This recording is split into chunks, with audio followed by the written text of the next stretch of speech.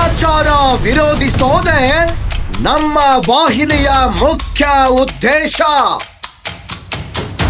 ಸಮಾಜದ ಕಣ್ಣು ತರಿಸುವ ಸುದ್ದಿಗಳು ನಮ್ಮ R5 ಸುದ್ದಿ ವಾಹಿನಿಯವೇ. ನಿರ್ಭಯ, ನಿಷ್ಠುರ ಮತ್ತು ನಿಷ್ಪಕ್ಷಪಾತದ ಸುದ್ದಿಗಳನ್ನ ಬಿತ್ತರಿಸುವುದು ನಮ್ಮ ವಾಹಿನಿಯ ಮುಖ್ಯ ಕೆಲಸ. ನಿಮ್ಮ ಹಕ್ಕುಗಳಿಗಾಗಿ ನಮ್ಮ ಹೋರಾಟ. ಭ್ರಷ್ಟರ ಬೇಟೆಯಾಡುವುದು ಮತ್ತು ಸಮಾಜದ ಕಟ್ಟಕಡೆಯ ವ್ಯಕ್ತಿಗೆ ನ್ಯಾಯ ಒದಗಿಸೋದು ನಮ್ಮ ವಾಹಿನಿಯ ನಿರಂತರ ಪ್ರಯತ್ನವಾಗಿದೆ.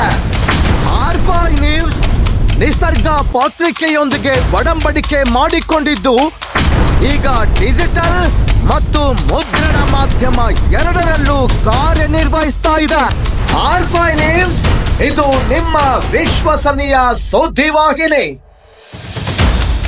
ಸಂಕ್ರಾಂತಿಯ ಹಬ್ಬದಂದು ಕಿತ್ತೂರು ತಾಲೂಕಿನ ಅಂಬಡಗಟ್ಟಿ ಗ್ರಾಮದಲ್ಲಿ ಮಹಿಳಾ ಮತ್ತು ಮಕ್ಕಳ ಕಲ್ಯಾಣ ಇಲಾಖೆಯ ಸಚಿವೆ ಲಕ್ಷ್ಮೀ ಹೆಬ್ಬಾಳ್ಕರ್ ಅವರ ಕಾರು ಅಪಘಾತ ಪ್ರಕರಣಕ್ಕೆ ಸಂಬಂಧಿಸಿದಂತೆ ಅಪಘಾತ ಮಾಡಿ ಪರಾರಿಯಾಗಿದ್ದ ಲಾರಿ ಚಾಲಕನನ್ನು ಇದೀಗ ಪೊಲೀಸರು ಬಂಧಿಸಿದ್ದಾರೆ. ಮಧುಕರ್ ಕೊಂಡಿರಾಮ್ ಸೋಮವಂಶ, ವಯಸ್ಸು 65, ಬಂಧಿತ ಆರೋಪಿ.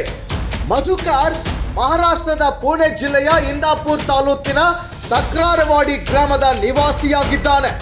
ಕಳೆದ ಜನವರಿ 14ರಂದು ಬೆಳಗಾವಿ ಜಿಲ್ಲೆಯ ಕಿತ್ತೂರು ತಾಲೂಕಿನ ಅಂಬಡಗಟ್ಟಿ ಗ್ರಾಮದ ಬಳಿ ನಡೆದಿದ್ದ ಅಪಘಾತವಾಗಿತ್ತು.